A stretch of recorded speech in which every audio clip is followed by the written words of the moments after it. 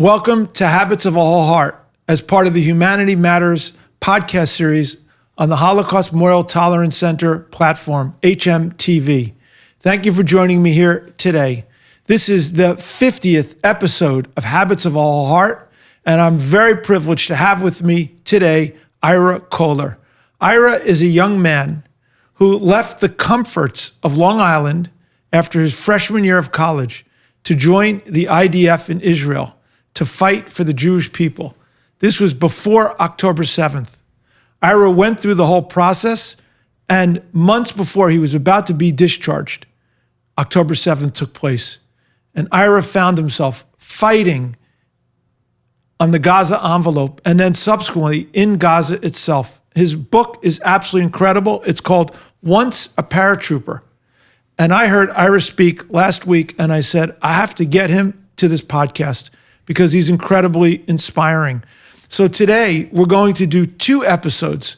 The first episode, which really fascinates me, how do you go from living the comforts on Long Island, in college, enjoying college life, to be willing to give it all up to fight for the Jewish people? In the second episode, we will delve more deeply into what it was like once you were there and to hear those stories, and also to try to get some of your take of what some of the more core themes were. I feel very honored to have with me here today Ira Kohler. Ira, thank you for joining me.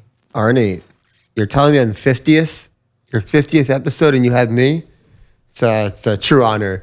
Thank you for having me. You know, Arnie Herz and I was at the Sid Jacobson JCC last week here on Long Island, and I went to speak about my book to the community. First off, thank you for coming, and thanks for having me on your show.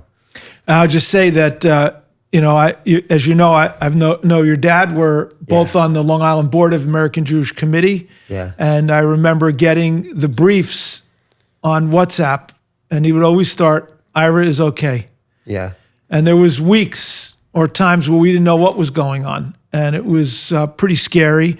And I'm very, very glad that you're here with us and that you got through. And I know that it was incredibly fortunate that you're here. There was many instances in which that might not have been the reality, which we'll delve into. And I want to give some context to the group chat that you're talking about. You know, when I was in the war, my parents created this group chat to give updates about me because people were saying, I want to know what's happening with Ira. Is he okay? And they'd send my parents text messages, and my parents said, I can't respond to each person individually. So they created a group chat that reached over 600 people at its peak.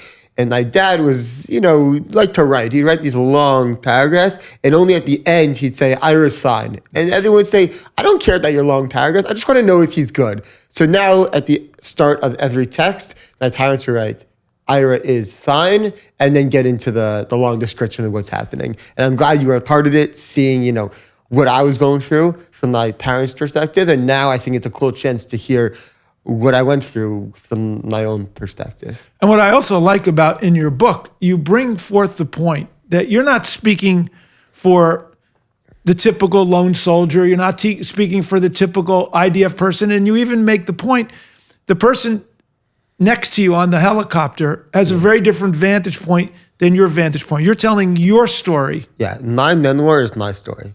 My friends in my unit went through very similar experiences as me, that we're all together in the Army. But let's be honest, if I said to them, can you write a book and can you share what happened? The details that they're going to choose and how they decide to tell the story is going to be different than the way I decide to tell my story. And just because we went through, the Army together and the war together, what this book is showing is this is my story. This is the details I chose to show. This is how I chose to show my story. And also, my story is unique because all the details that led up to making the decision to serve, everything I went through serving and finishing my service and kind of having to come back into American life is a story that Ira went through and only Ira could be able to tell. It's very interesting that the very last episode we just filmed was with Professor Peter DeSherney from the University of Pennsylvania, who's a documentary filmmaker and photographer, and we were talking about what is it that you choose to include in a story and what is it that you choose not to include. So I'll pose that question to you. Why did you choose what you chose? Was there an overarching theme of what mattered to you? Yeah. Listen, it's a big question, and I can't get into every detailed choice. But what I will say is, my goal in writing this book was to say that I am here sitting next to you, Arnie, sitting next to my reader, and we're just talking. And I start the book actually welcoming into my house a Shabbos guest. And I say, welcome, Shabbat Shalom, come in, can I have your coat? That's the first line of the book. And then I bring them into Shabbat dinner. I talk about the food that you smell, and then you sit down and we just start to talk. And the reason I start the book like that is really for two reasons. One of my favorite Jewish traditions growing up was Shabbat dinner. Every Friday night, no matter what, Friday night was different than every other night. We sit together as a family, with friends, with family friends, and we just talk. And we never look at our watch. The night would just go on. And I felt like a lot of the conversations I had about the war and about what I went through would happen at a Friday night dinner. So why not I just welcome in a guest? Let's sit down, and I'm just going to have the conversation. And when I was choosing a point of details throughout the book, what I would decide and what I wouldn't, I wanted to just tell what I went through and just be really straight with the reader. Say, let's just talk. And I went through this war. This is what happened on October 7th. This is what happened in Gaza. This is what made me make that decision. And this is what, has been the impact it had. This is who Oner Nutra is. And this is what Oner Nutra meant to me. All these points of details are just me being able to tell who I am in my story. And why is that important? Why? Because I truly believe that in Judaism, we don't have history, we have stories. And our collective story is told every year, is the Passover Seder. When we gather around and we tell our kids, we say, this is what happened to our people in Egypt thousands of years ago. We were slaves, in Egypt under Pharaoh. And we escaped slavery, and we made it to a land that's, I make this joke in my book, a land flowing with milk and honey, or today, hummus and trina, nice. Just like the Sholad of Nahuner. But that's our story. We tell it every year, and I write this sentence in my book, every generation, new stories are born and shared. And we grow up, for example, in my generation, I would hear Holocaust survivors come to my school, come to my home, and share what happened to them. And they're not telling history. They're not saying, let's open a textbook. Let me talk about what happened to me. Let me talk about what happened to my parents or my grandparents. And we're going to have those stories to continue to live on for generations to come. And I want to be able to say, obviously what I went through was not traditional. It wasn't the traditional American path. And even for an IDF soldier, what I went through was definitely a little bit crazy, I'll say, than what a majority of the IDF soldiers throughout their service would ever go through. And when I started to write, I said, this is a story that I'm just going to share. I'm going to share my story. I'm going to share it with my friends, with my family, and anyone who's willing to pick up the book and read. So if you think about the Holocaust stories, it's a lot of theme of, we had wonderful lives. All of a sudden, anti-Semitism kept swept in, turned our lives upside down. Yeah. And way too many of us were destroyed. Those who were lucky escaped, many of whom were able to recreate lives and shows resilience. What is the big through line on your story that you want your children and grandchildren to remember? I was so lucky and fortunate to be in Israel in the IDF on October 7th and throughout the war. I show this throughout my book that in the beginning, I was working with my editor, and she said, I really want you to give a little bit more, tell us really why. Why do you love Israel so much? You didn't really, you mention it, you sort of do, tell the reader why you love Israel. And I said, I say, we're so lucky that as, every person in this world, and I think everyone would agree, every person deserves a home, a place they can go to. Just as every person deserves a home, every people deserve a home. And our home, as the Jewish people, is the land of Israel. And for the last 2,000 years, our grandparents, their parents, and for generations before, didn't have a home. And they were fighting for 2,000 years. We literally say every Passover Seder, L'Shana Hadad B'Yerushalayim, next year in Jerusalem. We're trained to come home. And I was born in the year 2000, 52 years after the creation of the State of Israel.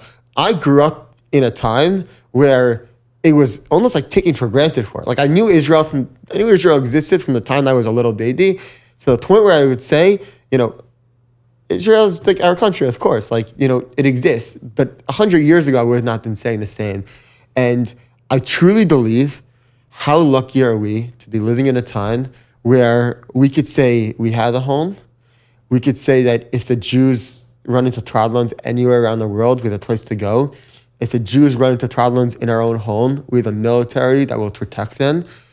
And how lucky am I that I get to serve that country, and that on Israel's toughest day, probably the toughest day in Israel since the creation of the state in 1948, on October 7th, when families were being butchered in their homes, when partygoers were being kidnapped into Gaza, I got to be there on the front lines, literally and tangibly doing something, being able to rescue families, being able to fight terrorists that I know that if I in my team was not engaging with them and there was not an IDF soldier there, that same terrorist would go to the next home and take the lives of another family. And to be there at that time was an incredibly lucky thing. And I'll even, beyond that, say that my parents, in the weeks after October 7th, when I would speak to them on the phone here and there, they said, you don't understand. Everyone here in America is falling over themselves. Every Jew, everyone who was seeing what's happening in Israel, they want to do something. Donations, rallies, people want to do something. And I still told them over the phone, so unlucky. During this time when everyone wants to do something, I actually get to be here on the front lines with a gun in hand, protecting my people. There's no better time in Israel's history to be there. And I was fortunate. Wow, very powerful, Ira. I'm thinking, as you're sharing, going back to the Holocaust and everything the Holocaust represented for 2 millennia, a people who were powerless at the whim of their host nation, which could have been wonderful for centuries. And then all of a sudden, it changes, and it no longer is. You think about the communities in North Africa, in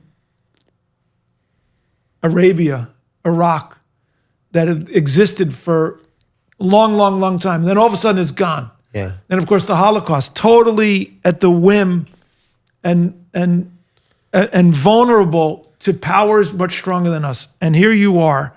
And I think one of the core takeouts for me of the Holocaust, we say about never again, is what makes that possible is the state of Israel and the IDF. And here you are internalizing that message to say, state of Israel, IDF, and I'm willing to give my life for it.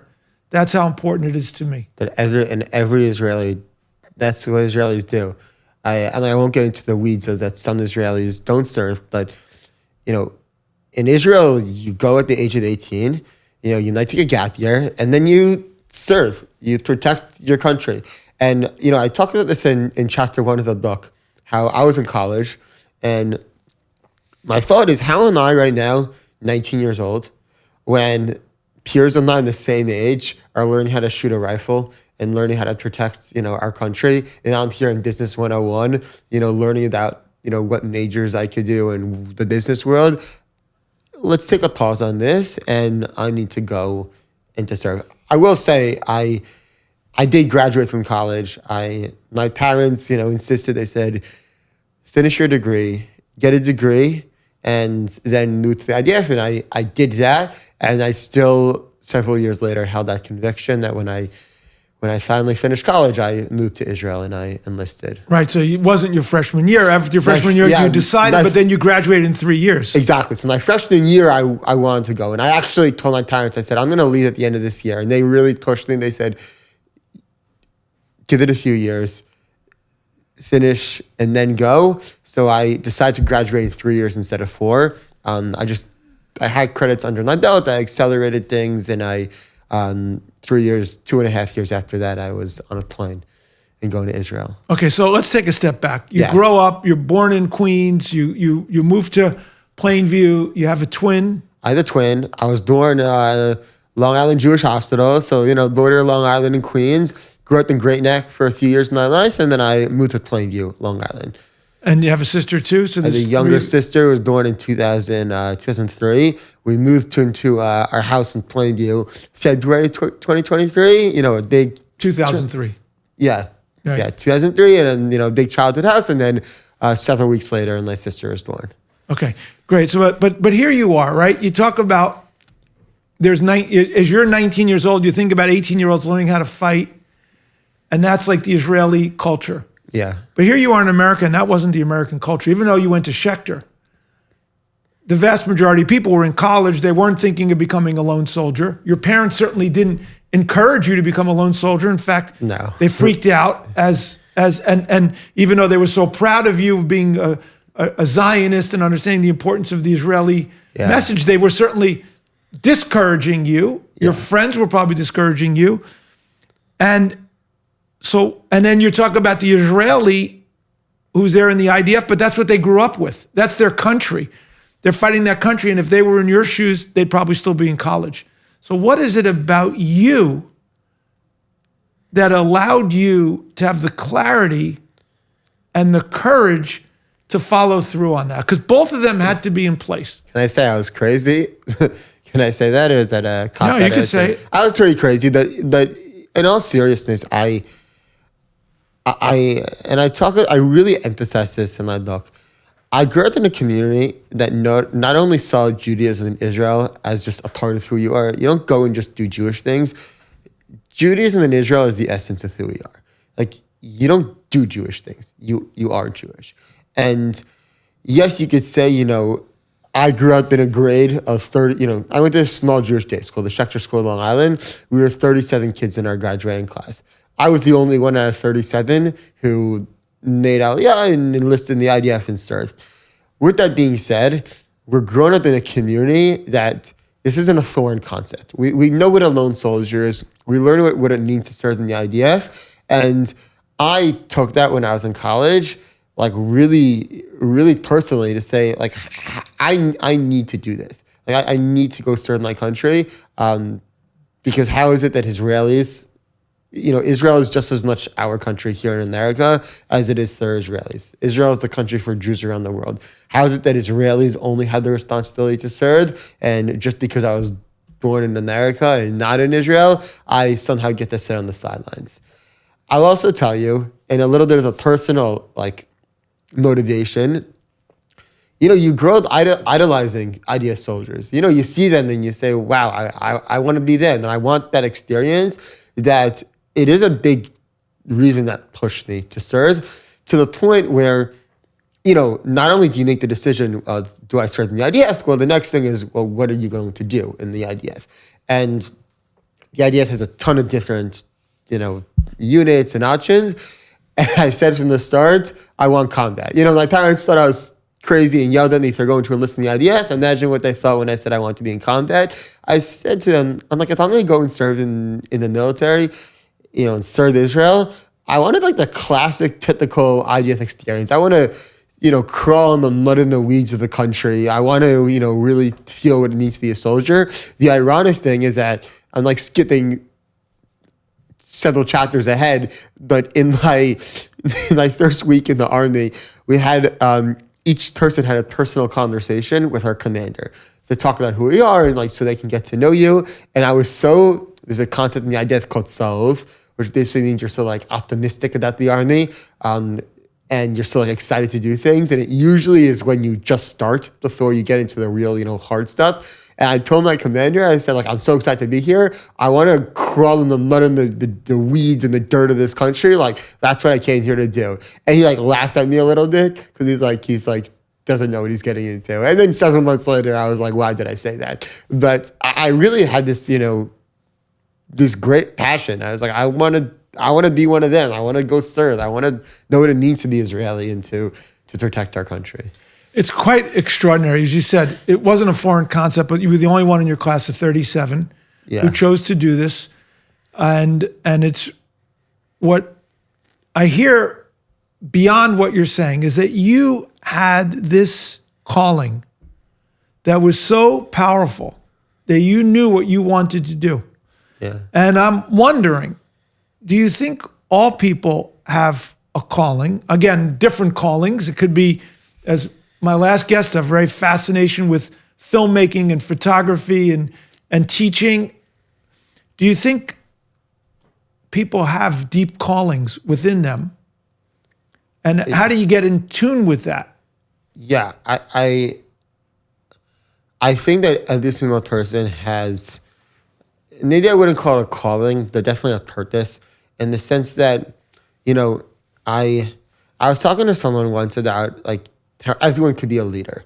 And they're like, that's not how it works. Like certain people are leaders and certain people are not, just like it depends on the type of person you are. I said, that's true. I agree with that. But also, I, for example, go into a room, I go to a Jewish day school and I talk about being a lone soldier in the IDF and what it means. I'm walking in there as a leader. Like people are looking up to me saying, wow, like look what this guy did. I want to learn from him. At the same time, I can go into an art studio and talk about art, and people will look at me as if I had 5 heads. And someone else would have the purpose to know what art is and to be able to talk about that. I think everyone has definitely a purpose and also, it's a combination of their passion and their skill of what they're good at and, what they care about. And thankfully for me, I had a huge passion for, serving in the IDF, and I made the decision to go for it. Well, it sounds like you were totally in touch with it, and it was so powerful that nothing was going to stand in the way. No. Not your schooling, not your parents, not your fears, nothing. There was nothing. Listen, you make hard decisions in life, and oftentimes when you already pictured yourself in that decision, like I pictured myself in IDF uniform. I pictured myself going through all the steps that I heard about of going to, the enlistment center, getting your uniform. Like I pictured myself doing it. Where if I didn't follow through on the decision, it almost could have been as if I did it, but didn't physically did it. It got to that point where the decision was made. And also I will say, one of the questions I get often about, coming back from my service is people say, do you regret it at all? And I say, not even an ounce. Like the IDF, I don't know if I could say the word sucks in this podcast, but the IDF definitely sucks at a lot of points. It's really it's really, really difficult. And not just physically. I'm talking about socially and the cultural differences, all of that plays into it. I don't regret it for a single second. Right, and you're not romanticizing it. You're being realistic. The training was grueling in the book. The environment was grueling. You questioned your existence. You got hypothermia in training. And I'm like the Thor I enlisted. I definitely romanticize it because what else are you gonna do? And also it pushes you forward. If you don't romanticize it, if you're gonna go to Italy, you want to romanticize Italy. You don't want to go there and see the bad parts of Italy. You want to see the Rome and how beautiful it is, and going to Florence. I was romanticizing it. But definitely now, my book, like I said, is just a conversation. I'm just telling you how it is. There's nothing better or worse. This is it. Yeah, amazing story. I'm writing a book, Habits of the Whole Heart. Yeah. And one of the things that Habits of the Whole Heart is a chapter on growth. Okay. That if we get this inkling to do something, and if we don't do it, it's a form of retreat, right? Like you had decided you want to go fight in the IDF, and even though there was all these pressures and tensions, you knew that you needed to move forward. You knew you needed that for yourself. And I think that there's many people, young people today, who have some level of clarity of what they want to do, but they're afraid. They're afraid to take that step because their culture, their society, the risks are very, very great. And what I think you manifest here is that when you're clear about something, go for it. Yeah, 100%. Because you don't regret it. No, you can't. Also, when you make the decision, that's the decision. And everything that happens afterwards is a consequence of that decision, and it all is meant to be. And I think we're living in a crisis of people trying to find meaning and purpose. And part of that, you were in touch with what really mattered to you. A lot of people are just distracted. They're not letting themselves sit and really listen. You listened and you gave it voice. You were imagining yourself. You watched movies. You read books. You did everything that fed into this vision. So you allowed yourself to hear it and manifest it. And then you had the courage to move forward. I'm really looking forward to the second episode when we delve into what actually took place, including the absolutely riveting experience on the October 7th when your helicopter was attacked and the crash landing. And I'm giving you guys a little teaser to stay tuned for the second episode. It's a huge privilege and honor for me to have Ira Kohler, a young man who moved from Long Island to Israel in order to fight with the IDF. And he was telling his personal story as how he got there. Please tune in for second episode on Habits of a Whole Heart as part of the Humanity Matters series here at the Holocaust Memorial Tolerance Center, hmTV platform on YouTube, Spotify, Apple, and all the major outlets. Thank you very much.